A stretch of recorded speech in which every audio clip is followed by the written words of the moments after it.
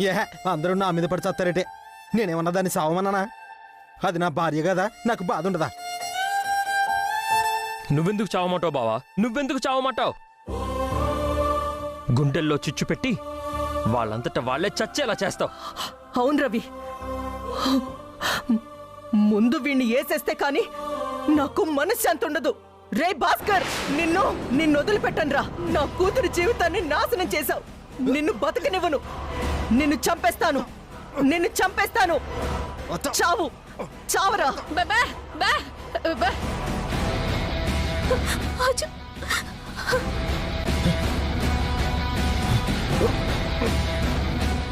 Excuse me.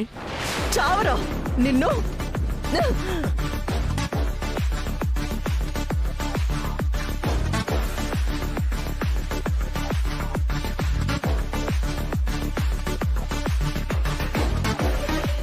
రండసై గారు, సమయానికి వచ్చారు.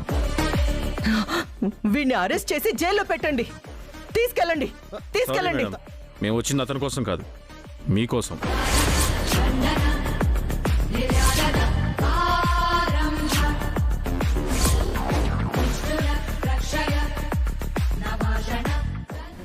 నా కోసమా? అవును మేడం. ఇందులో రాసున్న రైటింగ్ మీ అమ్మాయిదేనా?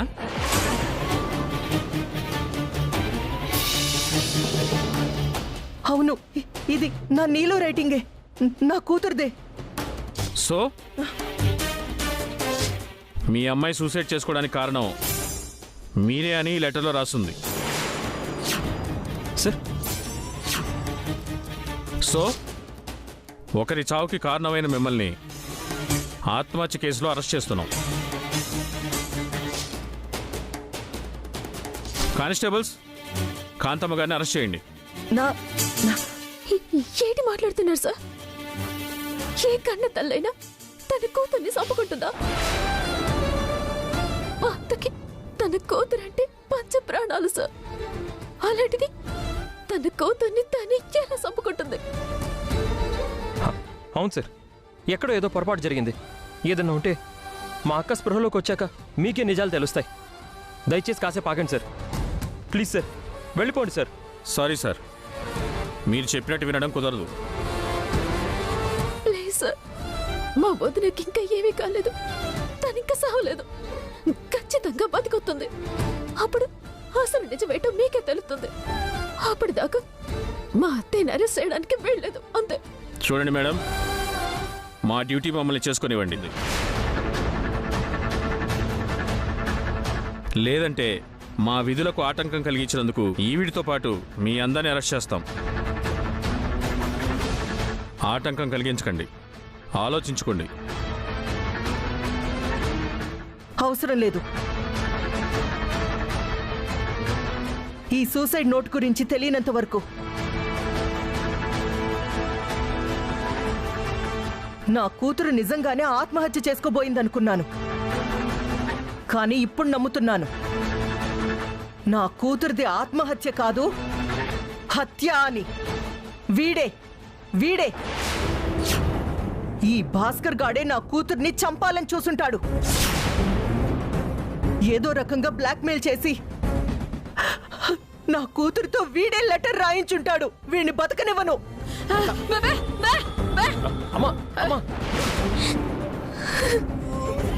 వీడిని బతకనివ్వను.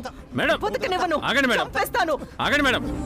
ఏంటి మేడం, ఆల్రెడీ మీ కూతురు ఆత్మహత్య చేసుకోవడానికి మీరే కారణమయ్యారు. ఇప్పుడు ఇతని మీద కూడా హత్యా ప్రయత్నం చేసి 2 కేసుల్లో ఇరుక్కోకండి.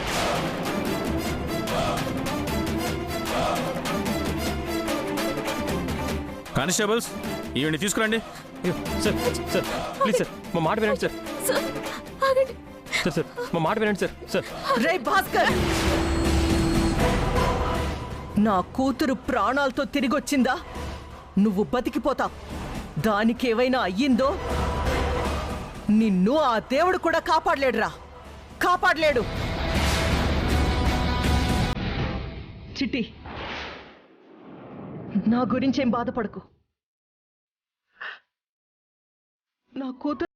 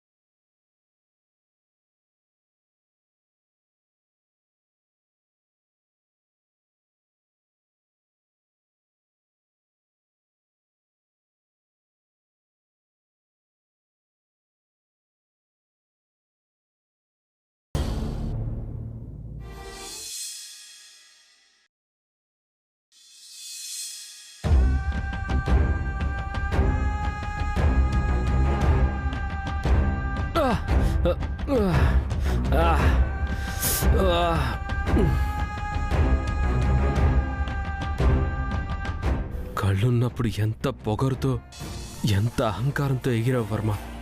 ఇప్పుడు చూడు, ఇంట్లో సామాన్ కూడా నిన్ను కుక్కని కొట్టినట్టు కొడుతున్నాయి.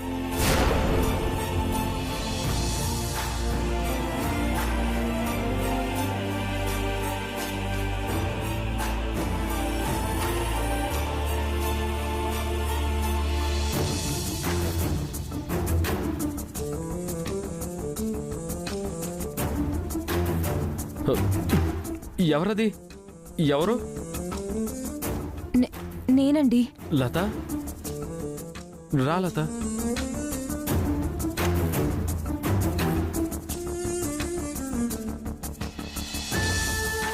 చూసావా లత, అహంకారంతో పొగరుతో నాకంటే వయసులో పెద్దవాడైనా మీ బాబాయ్ వచ్చి నా కాళ్ళు పట్టుకోవాలని కోరుకున్నాను.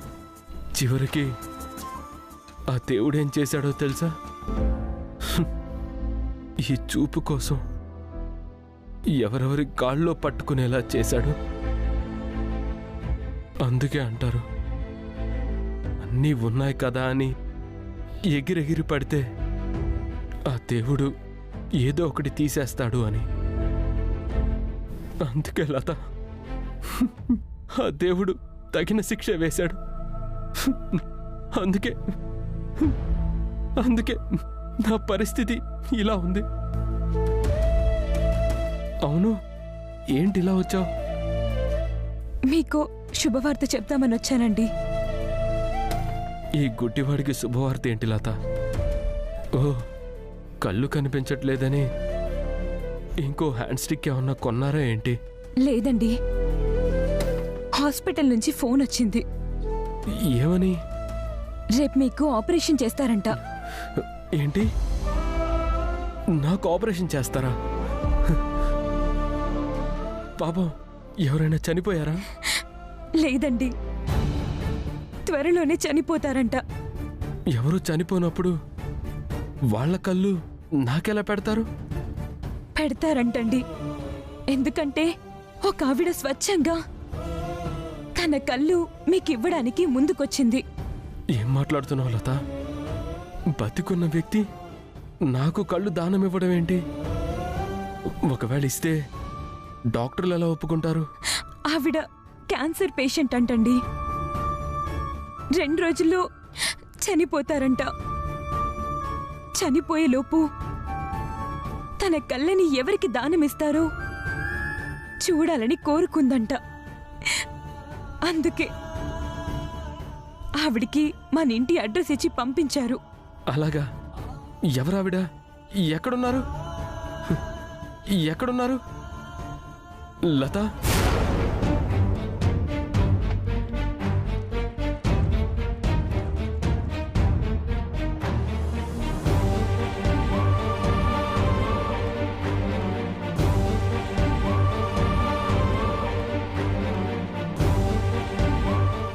మీరెవరో నాకు తెలియదు కానీ ఆ జన్మాంతం మీకు రుణపడి ఉంటానండి. నా స్వార్థం కోసం మీరు చనిపోవాలని కోరుకోకపోయినా ఆ దేవుడు మీకు నిండు 100 ఏళ్ల ఆయుష్నివ్వాలని నేను మనస్ఫూర్తిగా కోరుకుంటున్నాను. ఇప్పటికే కళ్ళు పోయినందుకే నేనింత బాధపడుతున్నానంటే ప్రాణం పోబోతున్నందుకు మీరింకెంత బాధపడుతున్నారో నేను అర్థం చేసుకోగలను.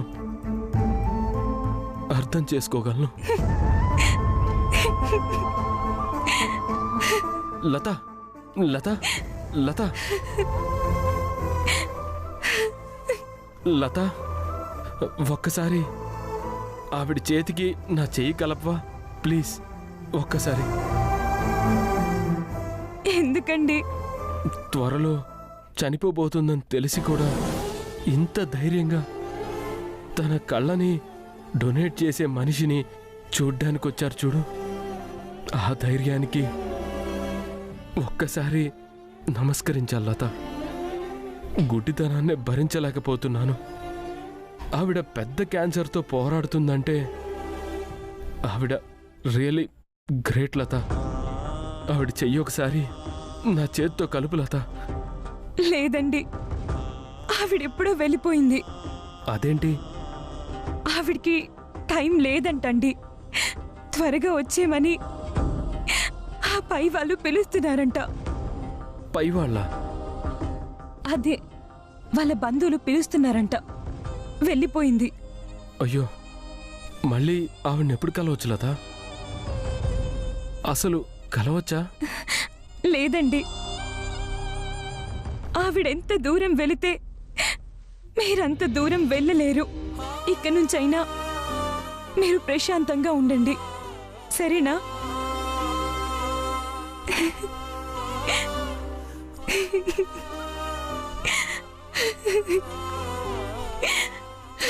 నీలాగా మంచి మనసున్న భార్యతో బ్రతకడానికి నాకొక్క జన్మ సరిపోదు లత. 100 జన్మలు కావాలి. ప్లీజ్, నా కోసం నువ్వు 100 జన్మలు పుడతావు కదూ? నా కోసమే పుడతావు కదూ? పుడతానండి, పుడతాను. మీకోసమే 100 జన్మలు పుడతాను.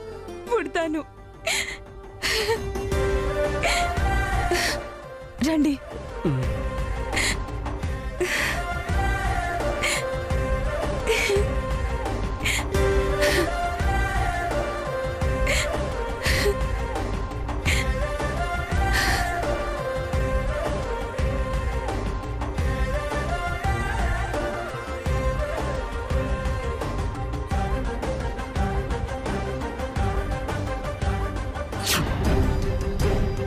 అంటే ఆ క్యాన్సర్ పేషెంట్ ఇంకా అర్థం కాలేదా మానస?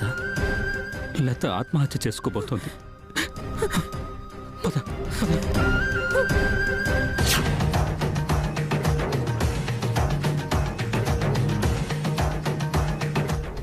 అమ్మా లత,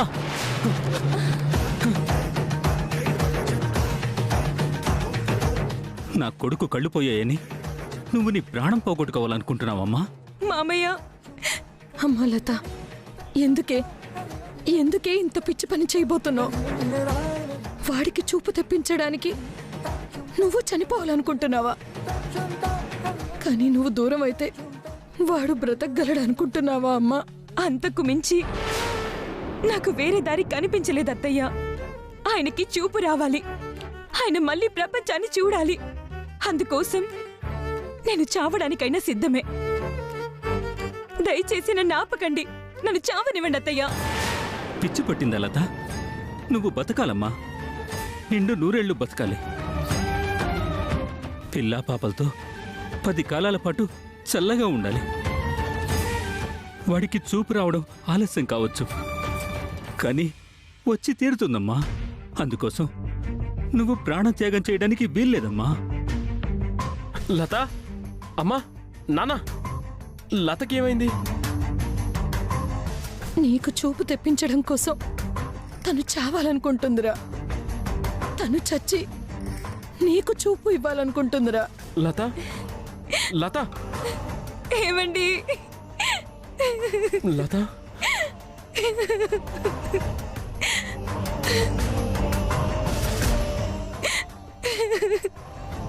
నాకు మీతో కలిసి నిండు 100 బ్రతకాలనుందండి. కానీ ప్రపంచాన్ని చూడలేని మిమ్మల్ని నేను చూడలేకపోతున్నాను. బ్రతికున్నా నా వల్ల మీకు ఎలాంటి ఉపయోగం లేదు.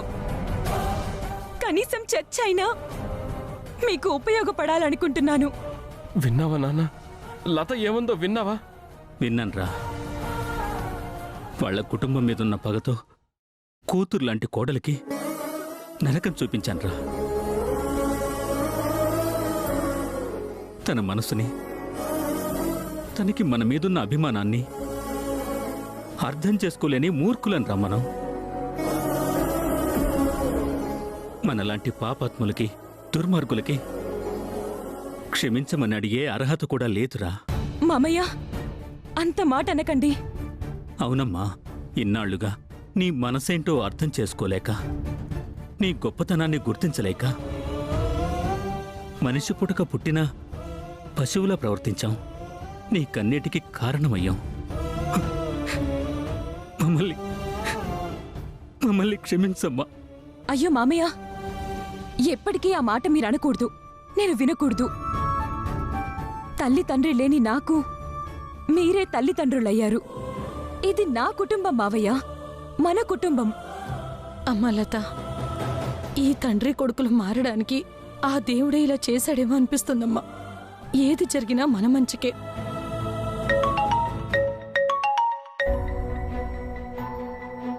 హలో, మేము హాస్పిటల్ నుంచి మాట్లాడుతున్నామండి. మీ అబ్బాయిని తీసుకుని రండి. అలాగా, ఇప్పుడే బయలుదేరుతున్నాం. ఏంటండి, ఎవరు ఫోను? హాస్పిటల్ నుంచి ఫోన్ వచ్చింది. మనవాణ్ణి వెంటనే తీసుకురమ్మంటున్నారు.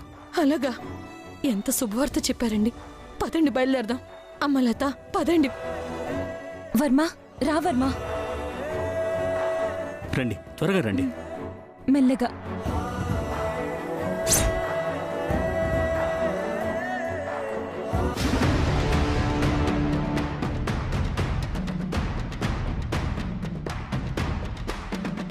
బావా, ఓ పని చేద్దాం బావా. ఏంటి చిట్టి? అర్జెంట్గా ఎమ్మెల్యే గారికి ఫోన్ చేయి. ఆయన ఏదో ఒక దారి చెబుతారు. అలాగే చిట్టి, ఇప్పుడే చేస్తాను. బాబా,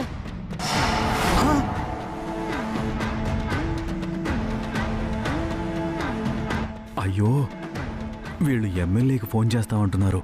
కొంపతీసి కాంతమ్మను వదిలేయరు కదా? ఏమో నాన్న, చూద్దాం పద. పద పద పద.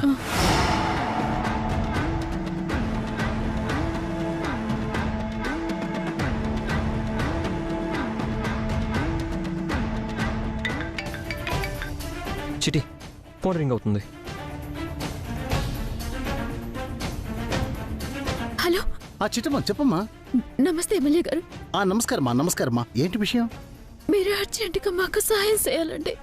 నీకెలాంటి సహాయం కావాలన్నా నిర్భయంగా నిస్సంకోచంగా అడుగమ్మా. చెప్పమ్మా, నన్నేం చెప్పమంటావు? ఏట్లేదు ఎమ్మెల్యే గారు, మా కాంతమ్మను పోలీసులు అరెస్ట్ చేశారు. వాట్? మన కాంతమ్మని పోలీసులు అరెస్ట్ చేశారా? మళ్ళీ ఏం పిచ్చి పని చేసింది? అయ్యో, ఏ పిచ్చి పని చేయలేదు సార్. అసలు ఏం జరిగిందంటే,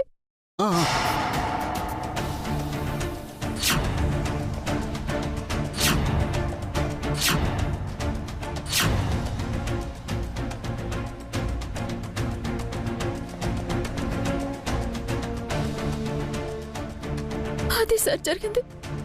నిజానికి జరిగిన ఆత్మహత్యకి మా అత్తకి ఎలాంటి సంబంధము లేదు సార్. ఎవరో కావాలని మా అత్తని ఇరికించారని అనుమానంగా ఉంది సార్. విషయం నాకు పూర్తిగా అర్థమైందమ్మా. నేను ఇప్పుడే ఆ ఎస్ఐ గారితో మాట్లాడతాను. మీరే కంగారు పడకండి. చాలా థ్యాంక్స్ ఎమ్మెల్యే గారు. మీ రుణం తప్పకుండా తీర్చుకుంటానండి. అలాగేనమ్మా, నేను డాక్టర్ గారితో కూడా మాట్లాడతాను. మీరేం కంగారు పడకండి. అలాగే. ఏమన్నారు? ఇప్పుడు ఎస్ఐకి ఫోన్ చేసి కాంతమత్తని ఇడిపిస్తానన్నారు బావా. అమ్మాయ్యా, ఒక సమస్య నుంచి గట్టెక్కాం చిట్టి. బా బా.